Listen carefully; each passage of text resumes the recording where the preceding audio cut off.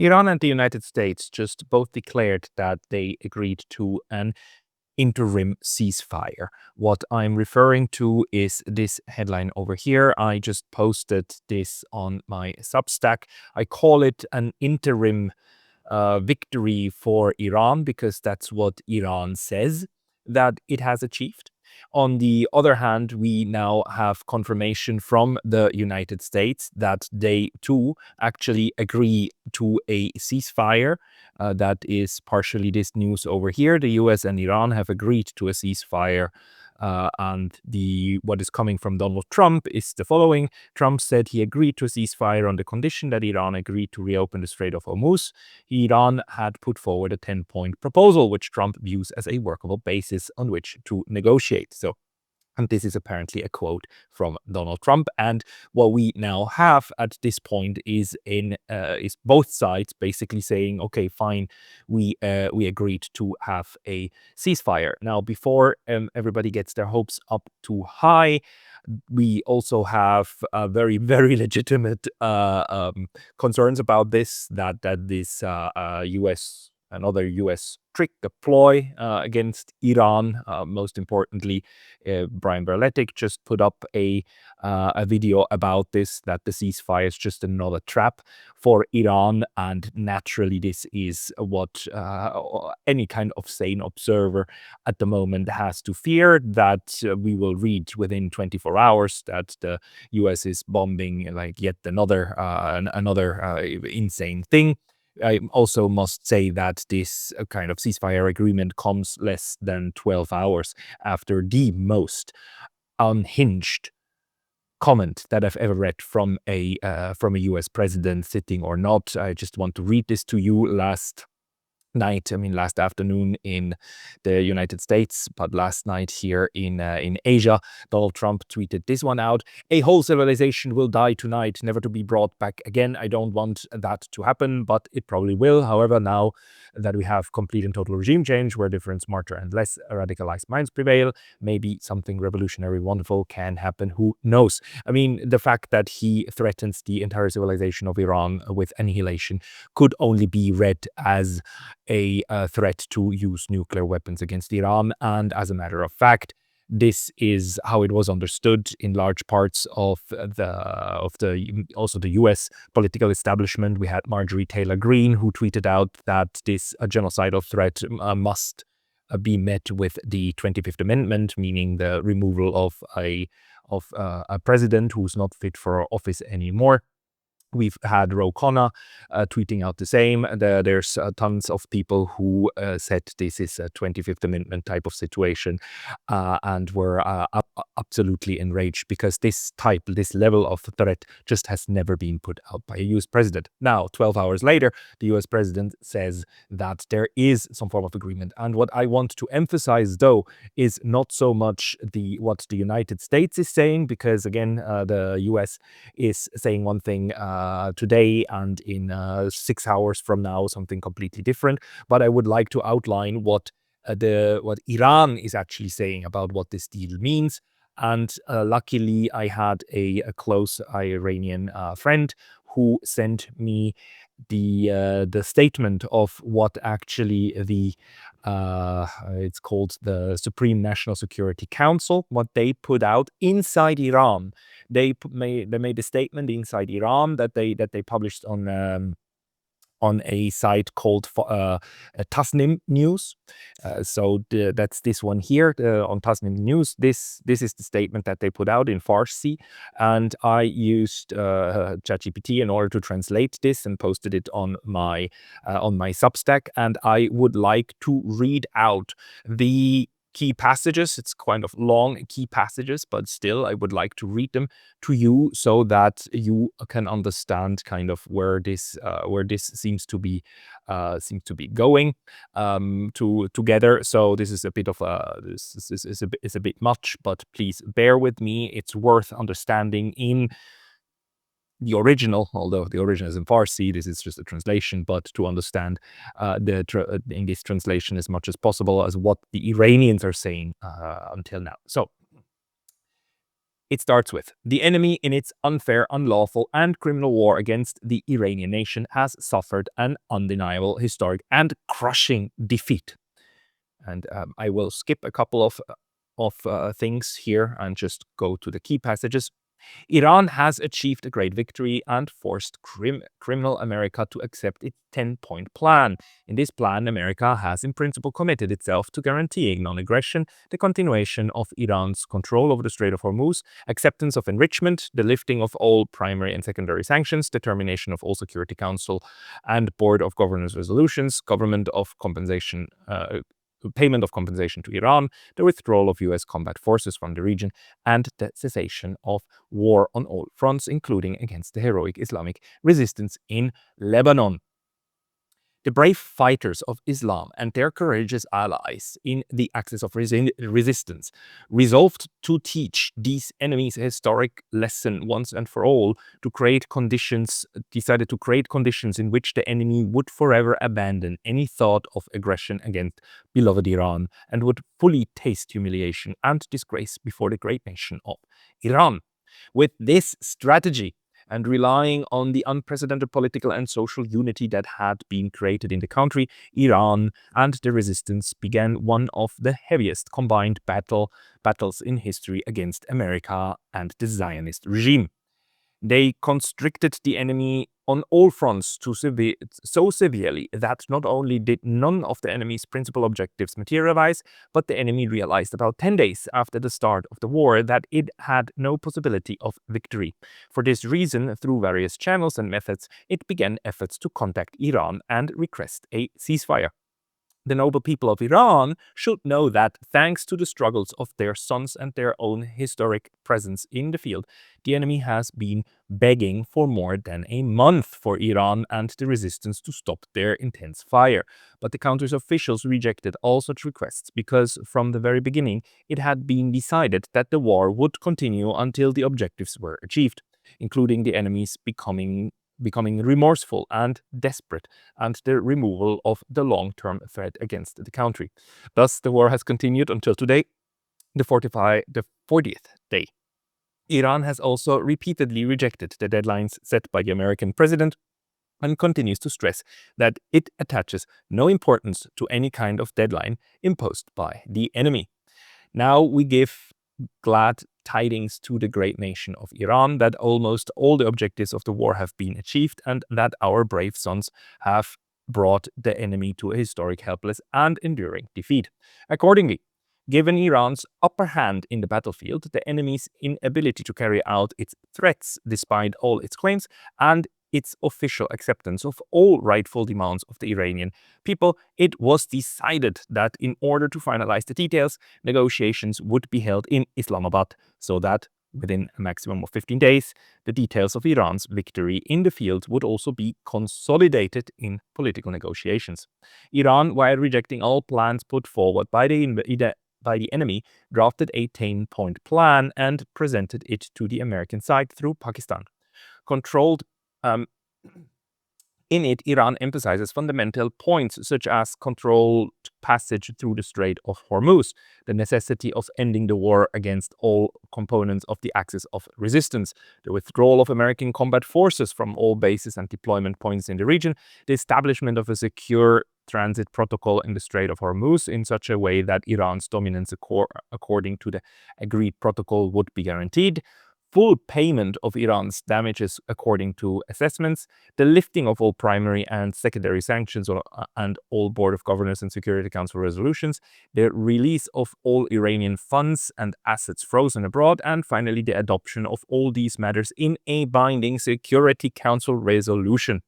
It should be noted that passage in this resolution would turn all these agreements into binding international law and create a major diplomatic victory for the Iranian nation. Now, the respected Prime Minister of Pakistan has informed Iran that despite all its apparent threats, the American side has accepted these principles as the basis of negotiations and has surrendered to the will of the Iranian nation. On this basis, it was decided at the highest level that Iran would engage in negotiations with the American side in Islamabad for 2 weeks, and solely on the basis of these principles. It is emphasized that this does not mean the end of the war, and Iran will accept the end of the war only only when given acceptance of the principles envisaged by Iran's 10-point plan, the details are also finalized in negotiations. These negotiations will begin in Islamabad on Friday, the 21st Farvardin, under complete distrust toward the American side, and Iran will allocate 2 weeks for them. If the enemy's surrender on the battlefield is transformed into a decisive political achievement in negotiations, then together we will celebrate this great historic victory. Otherwise, side by side on the battlefield, we will continue to fight until all the demands of the Iranian nation are achieved. Our hands remain on the trigger, and the slightest mistake of the enemy will be met with full force.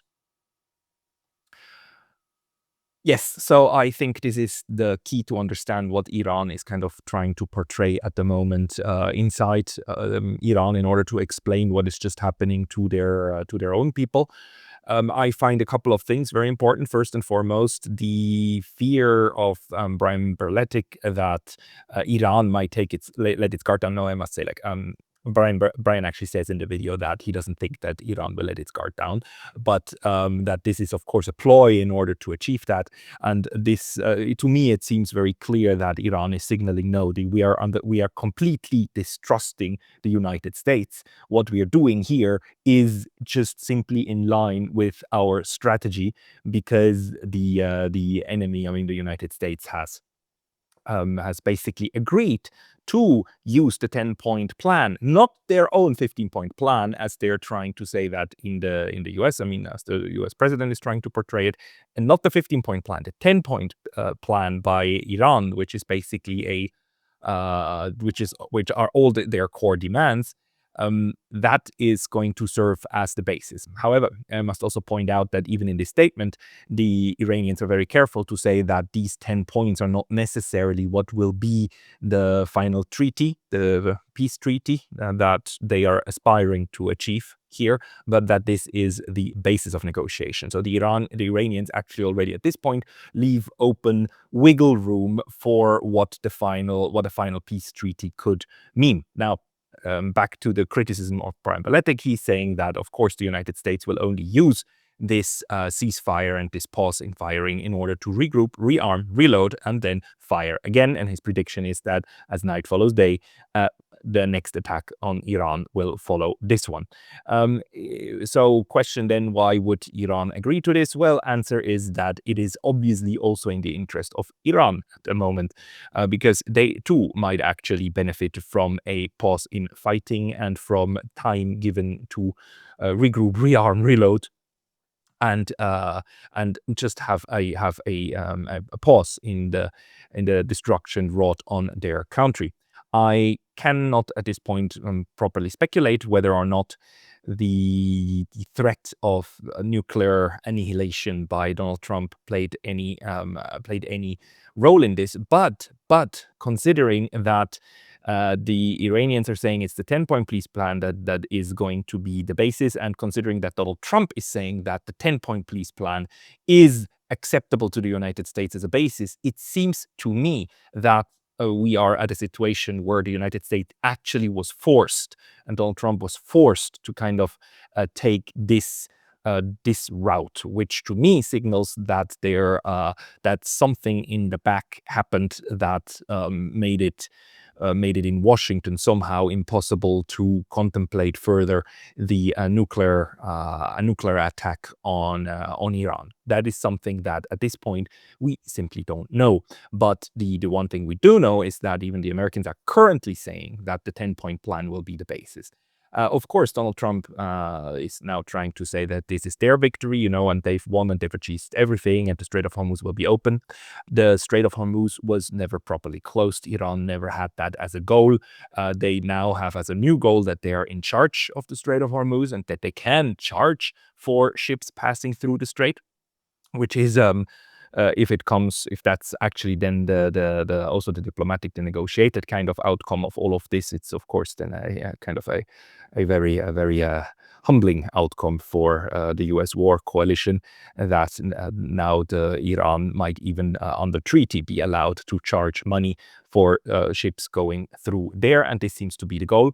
I also want to emphasize again that Iran is being very strategic here. What they want is a treaty, what they want is binding international law, and they're actually demanding a Security Council resolution on this, which actually means if they want to get that, of course, they need to make sure the United States doesn't veto it, right? So they want to ram this down the throat of the Americans to force them to, even inside the Security Council, to withdraw the sanctions, the UN sanctions on them, and then to actually agree that they will enter into this binding, a binding treaty with them. And that the Security Council is, of course, currently the highest kind of international lawmaking body inside the system that we have. These are very, very strong demands. Whether or not this will actually come through is another question. Brian Berletic, he predicts that it will not, that the United States will never say yes to this, and that this is at best a strategy for delay. But again, it seems that the Iranians, under complete distrust and with their finger on the trigger, as they put it, that something is in it for them as well in order to have currently a ceasefire. The other threat, of course, is that Israel will act as a spoiler, although what we heard today from the Israelis is that they too will keep to these terms, and that they will stop the bombing of Iran. However, they're saying that the Lebanon is not part of this, and that the operation in Lebanon will continue. And of course, for Iran, Lebanon and the entire axis of resistance is part and parcel of the agreement. So all of this is on very, very thin ice, and it might collapse any moment, if people start shooting again. But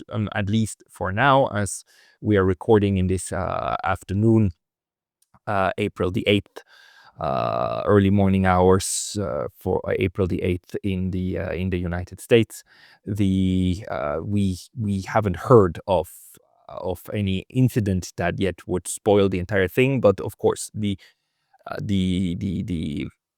chances for spoilers and the chances for deception are quite high. I just again want to emphasize that the Iranians are making quite maximalist, not only demands, but maximalist assurances toward their own people that they have achieved the enemy's agreement to use their plan as a basis and to go forward with their demands. At the same time, they leave open that the final agreement will contain different points, and that now the negotiations will start again. Of course, Iran have had very, very negative experiences with the United States, being attacked during negotiations twice. So it would really not be a surprise at all if these attacks just continued. But then again, one really needs to wonder at this point. I mean, who have the Americans attacked, and who have they killed? Who isn't irreplaceable? Who wasn't thought of irreplaceable already before? Killing Ali Khamenei, the former supreme leader, didn't help. Now his son is supreme leader. They killed the leadership in the IRGC. They killed the leadership in even in the Security Council, in the Iranian Security Council, and that didn't help. Just the next guard came up and started serving the Iranian nation. So the system itself has proven to be extremely resilient, although each and every person is mortal, of course. Everybody is, but the system itself seems stable. So the United States is really confronted here with basically an infinite supply of next leadership that is not giving in, and that keeps up with the strategy and a military that even last weekend has been able to shoot down U.S. military airplanes, Black Hawks, to probably make an attack and make a special operations force, special operation forces attack on one of their nuclear facilities. Impossible, the kind of thing that Iran was able to do to the United States, and despite U.S. assurances that it had full and complete control over Iranian airspace, then still shooting down U.S. airplanes. I mean, that just must have driven home a message, and that's probably why the U.S. president all of his very unhinged tweets, not only insulting everybody at the Iranians on each and every turn, but also then threatening them with nuclear annihilation. So something, even if it hasn't clicked, something is being registered in Washington as a major problem. And maybe if this is not a shift in tactics, then at least it is a new phase in even if it's still the same tactic of trying to just rearm and reload and then hit again. Iran is apparently under the impression that right now the goals of the war can be achieved potentially in Islamabad. And I think here it is important to again recall Karl von Clausewitz, the very famous German 19th century military thinker, that war is the continuation of diplomacy by other means, which, if you invert it, of course, means that diplomacy is the continuation of war by other means. And to me, the most likely thinking in Tehran is that now that the US has actually agreed to use the 10-point plan, you can just as well continue the war at the negotiating table in Islamabad. And if that fails at any point in time, you will go back to the war, to the fighting war. So in a sense, Iran has nothing to lose from agreeing to this, to actually continuing the negotiations. On the contrary, if the bombing stops for even just for a couple of days, that is already something that, well, I suppose will be welcomed by a lot of people, and optimally, this will then, of course, lead to what they will be able to claim as a victory for the future, right? I mean, even if just a good number of these points are being fulfilled, most importantly, of course, the United States agreeing and verifiably then withdrawing from the Middle East, and taking their troops out, just leaving, packing up, and going home. That would be a huge achievement for Iran. The criticism here is, of course, that even without these troops, the United States will maintain the ability to threaten Iran, and that is true. I mean, the United States has long-range and intercontinental ballistic missiles. Those will always be a threat, but then again, those intercontinental ballistic missiles will never, and under no conceivable scenario, go away now. So they are not actually one of the goals of the Iranians. The Iranians want the immediate capacity to project power against them in the region. The ships and the soldiers, they want them out. Interestingly enough, of course, also the linking of the axis of resistance to this entire thing. And please note that the eradication of Israel, or the dismantling of the Zionist state, as the Iranians sometimes call it, is not part of the 10 points. The Iranians are not aiming at dismantling and destroying Israel. They actually kind of don't really talk about Israel, at least in these 10 points. They are focusing very narrowly on the ability of the Americans to try to hurt them and to basically convince them now, and apparently they got at least somewhere with this strategy, to kind of force them to come to some form of understanding of how to create a security structure. Although I must say at this point, it seems that in these 10 points, security guarantees from Russia and China are not a topic. So Iran is not counting on external forces to create some form of security structure. It's quite interesting. This is very different from what we are seeing in Ukraine, of course, where Ukraine keeps saying that only if the Europeans and the Americans give security guarantees, we can be secure. The Iranians do not want to be dependent on outside forces. Their strategy is a different one. It is the ability to inflict pain if pain is inflicted upon them, and they will continue with that. They will not demand that Russia or China do perform any kind of services to them. I'm pretty sure that Iran is grateful for help coming from Beijing and from Moscow, but they do not want to rely on it. And this is also in line with what we have seen before. All of the security arrangements that they've been making with the two other great powers were such that Iran would not make any kind of binding promises toward them, nor demand binding promises toward it. It is a strategy of self-reliance. Self-reliance always, of course, always comes at a cost. The cost is that you cannot rely on your own against every conceivable future threat, although Iran has made it quite clear that it is not only an underdog, kind of fighting an underdog war against a much larger power. It's not fighting a asymmetric war.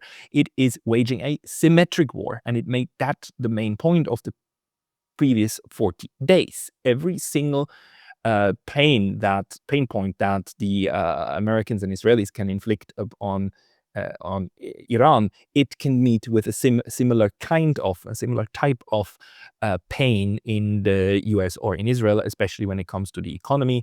And I don't know at this point how the Iranians kind of countered the threat of a nuclear attack on their homeland with an equivalent threat. I don't know what it is. Maybe an attack on Israel's nuclear power plants. Maybe that was one. I have no idea, but the one thing I am pretty sure of is that the Iranians have had and still have a plan for what to do if nukes were dropped on their territory, and that it would not be just to take out the desalination plants of the Gulf states, because the Gulf states, while important staging grounds for U.S. Forces, are not the main pain points of the US nor the Israelis. I mean, both of them can live without the Gulf states. Even if the Gulf states are completely eradicated, the US and Israel would survive, right? So the real threat scenario that you have to develop is one against mainland Israel and mainland United States, and I don't know how the Iranians did that, or what was on their thinking, what they might have communicated to the Americans secretly. But I am pretty sure that they did have a plan, which I believe at this point, if the ceasefire stands and if the negotiations go forward and if this actually is going to become fruitful, that the Americans actually must have started believing that the second strike capability, conventional second strike capability of Iran would have persisted, right? And that's the pain that they could inflict still upon probably Israel if they were struck with a nuclear weapon, that would still be absolutely devastating. And we don't know what that is. Ted Postel, of course, is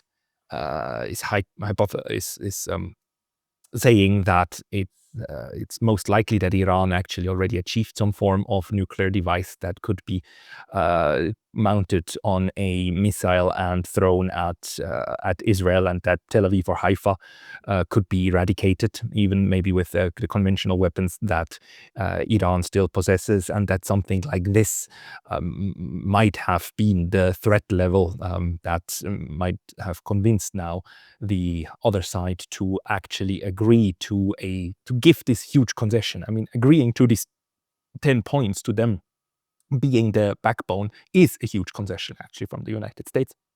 Although the US is framing it in their internal discourse as a victory of theirs and having forced the Iranians to reopen the Strait of Hormuz. But that's fine. That is fine. This is, of course, what they have to tell themselves.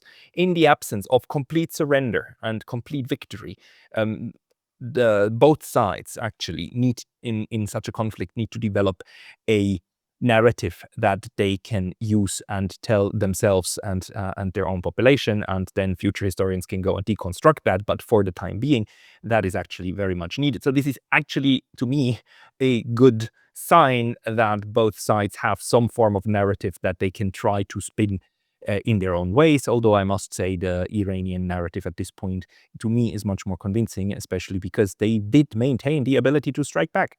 Their ability to strike back and to inflict pain on the US and Israel is not gone. and they can go return to that. So the fact that they now said, like, okay, fine, let's try to continue the war by other means and go to diplomacy,